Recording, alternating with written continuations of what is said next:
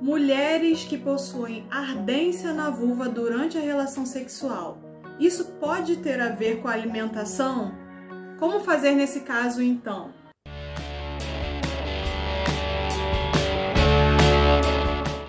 Olá, meu nome é Vitória Freitas, eu sou nutricionista especialista em fibromialgia e em saúde da mulher. E hoje a gente vai falar sobre um assunto bastante interessante, tá? E que provavelmente atine a questão de saúde de muitas mulheres atualmente no Brasil e no mundo, né? Que é a dor na relação sexual relacionada à vulvodínia, né? Muita gente pesquisa sobre o quanto a alimentação tem influenciado na vulvodínia, tá? Eu posso dizer que certamente a alimentação influencia sim na ardência e na dor sexual, durante a relação sexual, durante a vulvodínia, tá? E, inclusive, até outras questões de saúde, né? Por exemplo, como o vaginismo, tá? Mas, especificamente, hoje a gente vai falar mais um pouquinho sobre a vulvodínia, tá? E eu digo mais, dá sempre para poder melhorar a alimentação de forma com que isso acabe interferindo no seu estado inflamatório total dentro do seu corpo, né? Deixar a sua alimentação muito mais anti-inflamatória, ou seja, que combate a inflamação e com isso melhorando o estado da vulvodínia de uma forma geral. Então, eu vou falar para vocês, tá? Juntando tudo que aquilo que eu leio, tudo que eu estudo e também algumas experiências, alguns casos clínicos, né? Vamos botar assim, de alguns clientes que eu atendi que tem relação diretamente com a alimentação e com a vulvodínia, tá?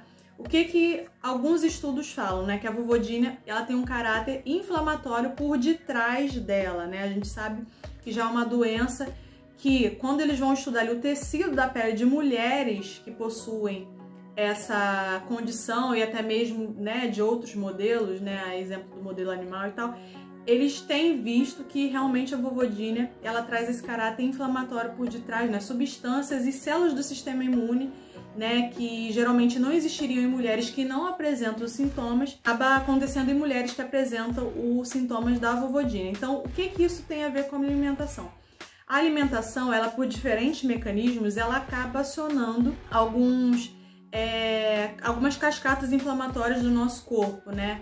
Seja por meio do intestino, seja por meio, né, do alimento que a pessoa ali está ingerindo e que, de certa forma, acaba propiciando o desenvolvimento de algumas substâncias e atividade de algumas células inflamatórias que eu já vou citar, ou seja, mesmo porque você acaba consumindo uma alimentação muito carregada em alimentos que são pró-inflamatórios, alimentos que, né, acabam produzindo substâncias, principalmente gorduras, tipos de gorduras, que no final das contas vão contribuir para a inflamação, né? Então, vou citar alguns possíveis mecanismos que podem estar aí por trás dos alimentos que podem estar piorando, né? Então, vou dar um exemplo de alguns alimentos que são mais inflamatórios, né? Então, por exemplo, excesso de açúcar, alimentos que são muito carregados em açúcar, né? Por exemplo, refrigerante, biscoito recheado. Alimentos também que são muito carregados em conservantes e esses conservantes eles vão acabar desestabilizando, né, o funcionamento intestinal. E esse funcionamento intestinal desestabilizado, né, é o que a gente chama de leaky gut, né, que é como se fosse uma abertura maior entre as células do intestino. Isso faz com que gere um fenômeno chamado de endotoxemia, né, que é como se fosse o nosso sangue carregado de substâncias que vão ser levadas a diferentes regiões do nosso corpo e vão produzir uma resposta inflamatória. Então isso pode acontecer, por exemplo, com glúten, né? Então você consumir glúten em excesso, tá? Isso não quer dizer que todas as mulheres vão ter sintomas relacionados ao glúten, mas algumas sim, tá? Isso inclusive aconteceu com uma cliente minha, né, que ela viu que ela ingeria muito glúten e que se ela ingerisse também castanhas, tá?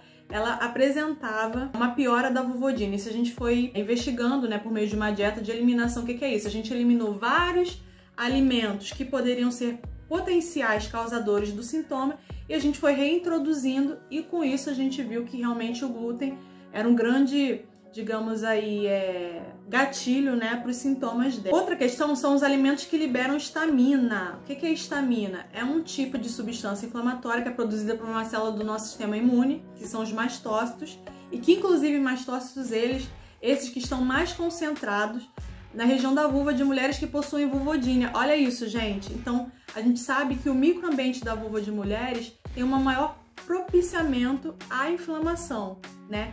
Então, se a gente consumir muitos alimentos que possuem essa histamina, né, por exemplo, abacaxi, alguns tipos de peixe, tomate, chocolate, pode ser que essas mulheres desenvolvam, né, a piora dos sintomas, mas isso também é importante a gente ressaltar que a gente tem que investigar, né, junto com a mulher, junto com os relatos dela, junto com a mudança da alimentação, que pode ou não provocar a piora do sintoma. O que provoca, às vezes, a piora do sintoma em uma, por meio da alimentação, não necessariamente provoca na outra. Por isso que é importantíssimo a gente ter uma nutricionista especialista, né, em vulvodínia junto com a gente, né, no nosso tratamento, para a gente poder saber realmente aquilo que piora e aquilo que não piora. Tá bom? Outro exemplo é alimentos com conservantes que desorganizam o trato gastrointestinal e que inclusive pioram também mecanismos inflamatórios. Então, por exemplo, alimentos muito ricos em ácido cítrico, tá? Que é inclusive um tipo de conservante que ele é produzido à base de fungos, tá? E já foram várias pesquisas aí vistas que ele é um conservante pró-inflamatório, ele piora dores, piora cascatas imunes, piora doenças de cunho alérgico, né? Então, por exemplo, ele pode piorar pessoas que têm fibromialgia, tá? Né? A dor pode piorar em função do consumo desse conservante, né? O excesso de sal, né? Que também é um conservante muito utilizado, de sódio, enfim, glutamato, tá? A gente sabe que isso propicia também a produção de substâncias inflamatórias dentro do próprio intestino da pessoa, tá? E isso aí desbalanceia o eixo intestino-cérebro e, por consequência, vai piorar também a questão da vulvodínia. Como eu falei, pessoas que tenham sensibilidade alimentares não diagnosticadas. Foi o que aconteceu, por exemplo, com uma outra paciente minha que a gente viu que ela tinha alergia, ela nunca nem soube na vida dela, ela tinha alergia à proteína do leite de vaca. A gente fez um exame, né, de sangue para poder ver se ela tinha algum tipo de alergia alimentar ou não, e ela descobriu que ela tinha. E quando ela começou a melhorar a alimentação, diminuindo o consumo de lácteos, ela viu consequentemente, né, a alimentação como um todo também, ela viu que consequentemente ela teve também uma melhora nos sintomas da vulvodínia. Outra coisa também é o seguinte, tem muitas mulheres que elas se alimentam muito mal. Então é uma alimentação deficitária em alimentos anti-inflamatórios, uma alimentação deficitária em muitas vitaminas, em muitos minerais, em fibra, às vezes não consome a quantidade de água da forma que deveria, e isso vai fazer com que o organismo fique mais inflamado, né? Isso pode piorar os sintomas de quem tem vulvodínia, né? Então também avaliar, né, se a pessoa tem uma deficiência ou não de algum nutriente. Vitamina D é uma coisa que a gente sabe que já é uma epidemia global, né? As pessoas terem deficiências de vitamina D ou deficiência de B12 também, que é uma coisa muito comum. E a gente sabe que a B12 em deficiência, né, ela tem uma relação com a piora de sensibilidade, de extremidades, principalmente porque existe ali um dano no sistema nervoso, né, nas fibras nervosas, principalmente periféricas. E a vulvodínia, olha só, é uma doença de cunho nervoso também, né? Já tem vários estudos que falam que mulheres que possuem vulvodínia, elas têm um desbalanço tanto no sistema nervoso central quanto nas fibras periféricas,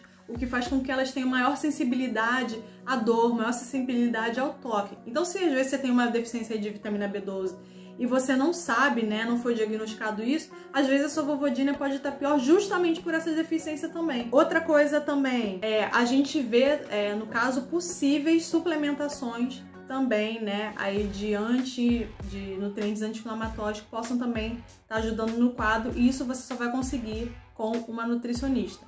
Então, devido a todos esses mecanismos que eu expliquei, né, esses possíveis mecanismos que podem estar por detrás, né, dos sinais e sintomas da vulvodínia, é muito importante sim, tá? Eu diria assim que é um dos tratamentos primordiais de quem está correndo atrás de cuidar da saúde, quem possui vulvodínia, de marcar uma consulta com uma nutricionista, tá? E aí meu contato tá aí embaixo, tá? Na descrição do vídeo. Não corre em marcar o contato, em agendar comigo, que a gente vai conseguir cuidar de uma forma muito carinhosa, né, com muita seriedade do seu problema de saúde, sempre baseado em muito estudo e muita ciência, para você poder ter uma melhora aí, ter uma maior qualidade de vida, uma melhora nos seus relacionamentos, uma melhora na sua autoestima, enfim. E outra coisa, eu vou também disponibilizar aqui no meu canal do YouTube, tá? Uma playlist só sobre tratamento para a vulvodínia, gente. Era tudo isso que eu queria falar com vocês, tá? Eu queria agradecer por vocês estarem até aqui comigo no vídeo. E aí, fiquem aí para mais conteúdos que a gente vai produzir. E se puder também, segue aí o meu canal, dá uma curtida aí no vídeo, porque o algoritmo agradece e eu também. Muito obrigada e até a próxima!